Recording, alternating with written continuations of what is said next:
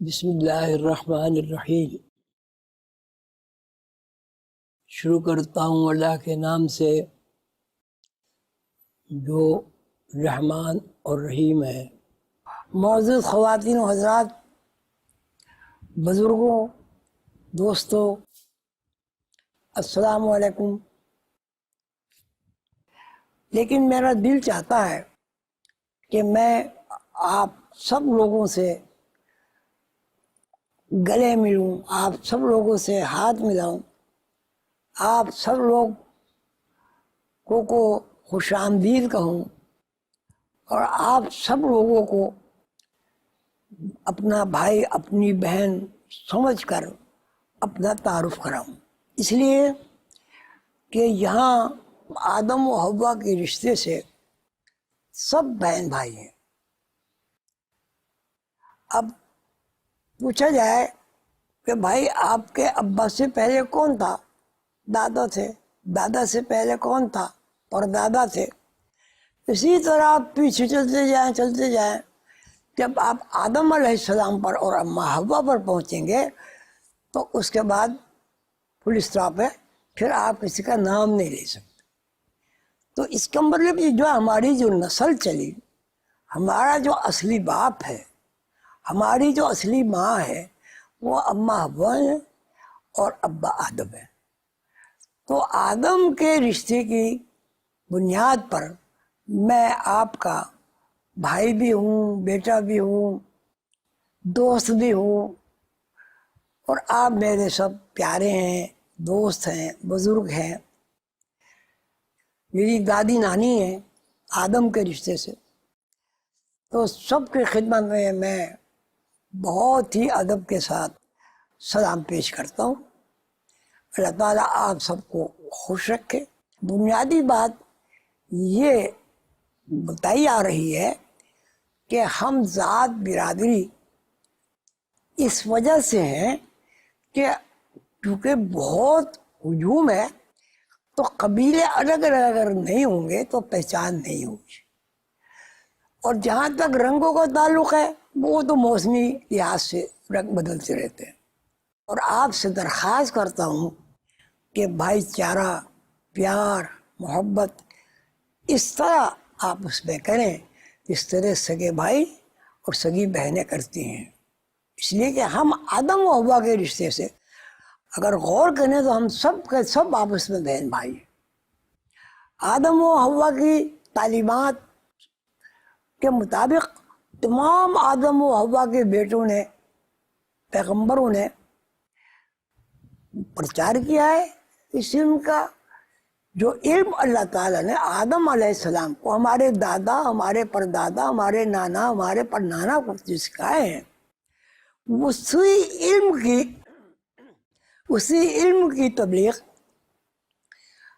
آدم day میں ہم سب کر رہے ہیں۔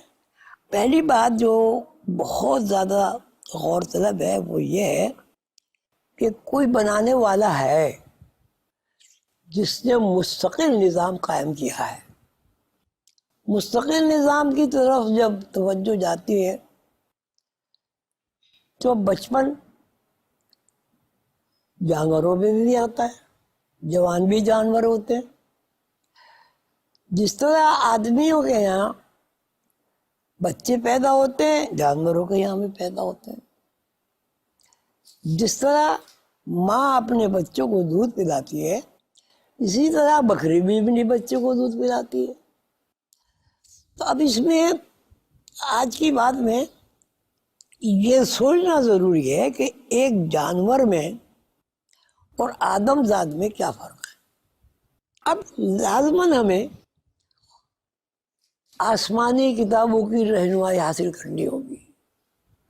قرآن میں جہاں آدم کا تذکرہ ہے،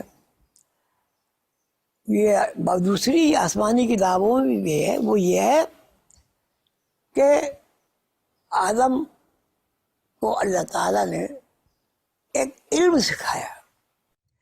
اصل چیز یہ ہے کہ اللہ تعالیٰ آدم کے لیے کیا کہتے ہیں۔ اللہ تعالیٰ کہتے ہیں کہ ہم نے آدم کو اپنی صفات کا علم سکھایا۔ صفات میں ہر شے آ گئی ہے. اللہ تعالیٰ کی ذات، اللہ تعالیٰ کا علم، اللہ تعالیٰ کی حاکمیت، اللہ تعالیٰ کی رحم، اللہ تعالیٰ کا کرم، ہر شے آ گئی صفات میں. تو اللہ تعالیٰ فرماتے ہیں کہ میں نے آدم کو اپنی صفات کا علم سکھایا. مختصر یہ ہے کہ آدمی اور انسان دو الگ الگ یونٹ ہیں. آدمی کی صفات حیوانات کی صفات ہے، لیکن انسان کی صفات تمام حیوانات، فرشتے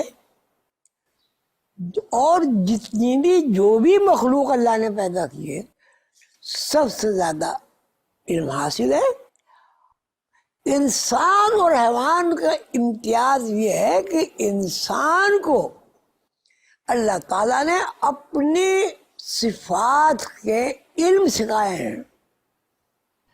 آدمی کو اس بات کا فرق پوری طرح معلوم ہونا چاہیے کہ آدمی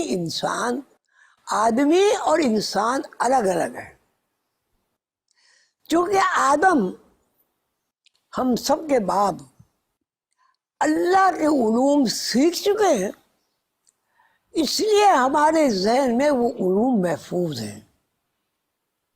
اگر ہم غم، پریشانی، آرام، مصیبتیں سے آزاد ہونا چاہتے ہیں اس دنیا میں، تو ہمیں اعلیٰ زندگی اپنانی ہوگی، اور اعلیٰ زندگی کے لیے ہمیں انسان بننا ہوگا. اس روحانی علوم ایسا علم ہے جو پڑھ کے سمجھ کے آپ اللہ تعالیٰ کی نازل کی ہوئی کتابوں کو سمجھ سکتے ہیں، مفہوم اخذ کر سکتے ہیں. ہمارے پیغمبروں نے جو عمل اختیار کیا ہے اس کی ہم نقل کر کے بھی یہ فضیلت حاصل کر سکتے ہیں. اللہ تعالیٰ ہم سب کو اللہ کے اوپر، اللہ کے نبیوں کے اوپر، اللہ کی کتابوں کے اوپر، آخری کتاب قرآن کریم کے اوپر عمل کرنے کی توفیق عطا فرمائے. اللہ تعالیٰ ہم سب کو توفیق دے کہ ہم انسان اور آدم میں فرق محسوس کریں. اللہ تعالیٰ ہم سب کو خوش رکھے. اپنے سارے بزرگوں کو میرا سلام، اور بیٹیوں کو دعا، اور بچوں کو پیار.